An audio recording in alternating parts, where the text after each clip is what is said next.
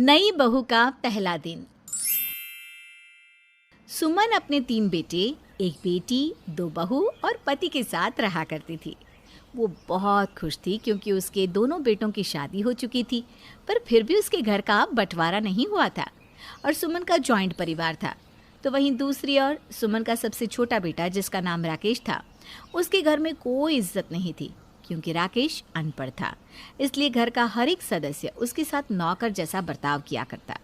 ऐसे ही एक दिन सुमन की बेटी कसक ऑफिस के लिए तैयार हो रही थी और राकेश के हाथों में अपना बैग थमाकर उसे कहती है, राकेश, आज तू मुझे कॉलेज छोड़ने चलेगा। कसक तो पागल हो गई है क्या?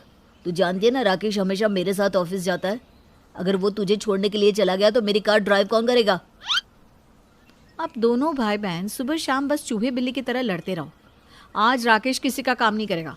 राकेश, राशन खत्म हो गया है, अभी थोड़ी देर बाद तो मेरे साथ राशन लेने चलना। जी भाभी। भगवान ने कितना अच्छा देवर दिया है मुझे। भगवान करे ऐसा देवर सबको मिले। नेहा राकेश के मुंह पर तो उसकी तारीफ करती है, पर पीठ पीछे उसके अनपढ़ होने का उतना ही मजाक उड़ाया करती थी। राकेश के अपने सगे भाई बहन भी उसकी इज्जत नहीं करते, तो भाभी कहाँ से करती। समय यूं ही गुजरता है और एक दिन कसक को देखने के लिए कुछ लड़के वाले आते हैं। नेहा बहू, काजल बहू, सारी तैयारी हो गई है ना? और कसक को अच्छे से तैयार कर दिया है ना तुम दोनों ने? हाँ माँ जी, सारी तैयारियाँ हो चुकी है और कसक भी तैयार हो चुकी है। बस लड़की वालों के आने का इंतजार है।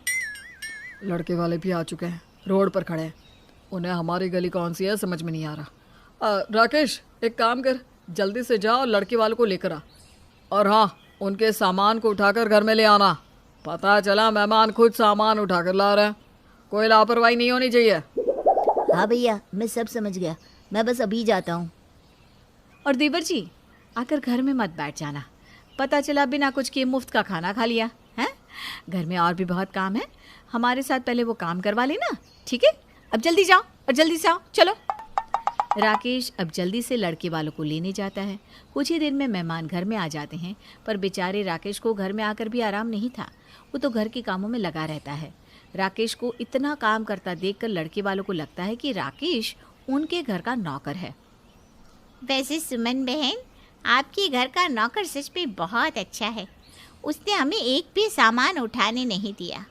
बेचारा बच्चा अकेले ही सब लेकर आया और आते ही फिर घर के कामों में लग गया। आजकल के ज़माने में इतना वफादार नौकर कहाँ मिलता है। उस औरत की बात सुनकर सुमन की दोनों बहू और बेटे हंसने लगते हैं, पर यह देखकर सुमन को काफ़ी बुरा लगता है और वो अपनी होने वाली समधन से कहती है, बहन, आपको कोई गलत फहमी हुई है। राकेश हमारे घर का नौकर नहीं है, वो मेरा सबसे छोटा बेटा है। क्या? छोटा बेटा? और उसकी ये हालत, वो भी अपने ही घर में? माफ़ करना बहन जी, पर मुझे लगा कि वो इस घर का नौकर है। जिस तरह से घर के सभी लोग उसे ऑर्डर दे रहे थे, मुझसे गलती हो गई। कोई बात नहीं आंटी जी, सबको ये गलत फहमी हो जाती है। आखिर हमारे देवर जी की हैसियत कुछ ऐसी है। बहू, आप लोग बैठे क्यों हैं? कुछ लीजिए ना। और बहू, तुम खड़ी क्या हो? सारा काम क्या राकेश ही करेगा? अब जाओ, जाकर मेहमानों के लिए कुछ खाने का इंतजाम करो। सुमन अपनी बहुओं को आंख दिखाकर वहां से भगा देती है, पर सुमन के घर का ऐसा वातावरण देखकर घर आए मेहमानों को इस रिश्ते से ऐतराज़ हो जाता है और वे लोग बहानेबाजी करके वहां से चले जाते हैं, जिस वजह से कसक का रिश्ता नहीं हो पाता और इसका दोष कसक अपने छोटे भाई राकेश पर मलती है। अनपढ़ कहीं के, ये सब कुछ तेरी वजह से हुआ है। हमारे घर में सब पढ़े लिखे हैं सिवाय तेरे। और माँ, जब लड़के वालों ने इसे नौकर समझा तो आपको क्या जरूरत थी ये कहने की कि ये मेरा छोटा भाई है? नौकर बनकर ही रहने देते ना इसे। इसकी वजह से इतना अच्छा आया मेरा रिश्ता भी टूट गया। माँ जी, कसक बिल्कुल सही कह रही है। एक तो आपका ये नालायक बेटा अनपढ़, ऊपर से इसकी हरकतें नौकरों वाली। अरे आज के दिन तो ये ढंग के कपड़े पहन सकता था ना। हाँ माँ, आप मानो या ना मानो, कसक का रिश्ता इस नालायक की वजह से ही टूटा है। मेरी मानो तो अगली बार जब कसक के लिए रिश्ता आए तो इसे अलग ही रखना। गलती हो गई हमसे जो हमने इसे लड़के वालों से मिलवा दिया। सुमन के बच्चे अपने ही छोटे भाई को भला बुरा कह रहे थे और सुमन चुपचाप खड़ी होकर सुन रही थी। वो चाहकर भी कुछ नहीं बोलती, तो वहीं दूसरी ओर राकेश भी अपने दर्द को किसी के सामने नहीं रख पाता और रसोई में जाकर छुप छुप कर रोता है और रसोई में ही ज़मीन पर सो जाता है, क्योंकि कपड़ों की तरह घर वालों ने राकेश को कमरा भी नहीं दिया था। राकेश की ऐसी हालत देखकर सुमन को बहुत बुरा लगता है और आखिरकार उसे एहसास होता है कि उसने कितनी बड़ी गलती की अपने छोटे बेटे को ना पढ़ा लिखा कर। अरे क्या हुआ भाग्यवान, इतनी उदास क्यों हो? रिश्ता ही तो था, नहीं हुआ तो क्या हुआ? अपनी कसक बिटिया के लिए इससे भी अच्छे घर का रिश्ता आ जाएगा। हमारी बेटी बहुत होशियार है। मैं कसक के लिए परेशान नहीं हूँ। ये रिश्ता नहीं हुआ तो क्या हुआ, दूसरा कोई रिश्ता हो जाएगा। मैं परेशान अपने बेटे राकेश के लिए हूँ। उसके अपने सगे भाई बहन उसके साथ ऐसा व्यवहार करते हैं मानो जैसे वो सौतेला हो या फिर इस घर का नौकर। हमारे बेटे को आज तक कुछ नहीं मिला। वो अपने हक हिस्से के प्यार से हर चीज से वंचित रह गया और इन सब के दोषी हम हैं, हम। अरे भाग्यवान, ऐसा क्यों बोलती हो? हमने राकेश का भी तो एडमिशन करवाया था। अपने बाकी बच्चों की तरह हमने उसे भी पढ़ाना चाहा था, पर वही नहीं पढ़ना चाहता था। उसने खुद ही अपनी पढ़ाई छोड़ दी।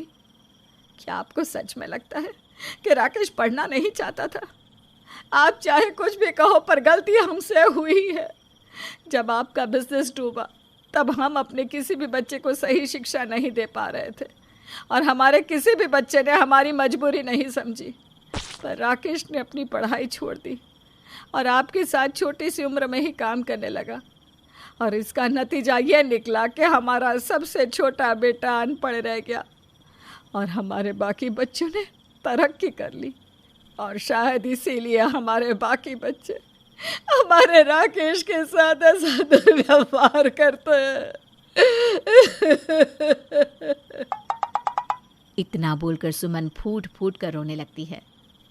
सुमन की आंखों में आंसू देखकर दिलीप को बहुत बुरा लगता है और वो चुपचाप सो जाता है। पर आधी रात को दिलीप की आंख खुलती है और जब वो पानी लेने के लिए रसोई घर में जाता है तो वो देखता है कि उसका बेटा ज़मीन पर बिना कुछ बिछाए लेटा हुआ है।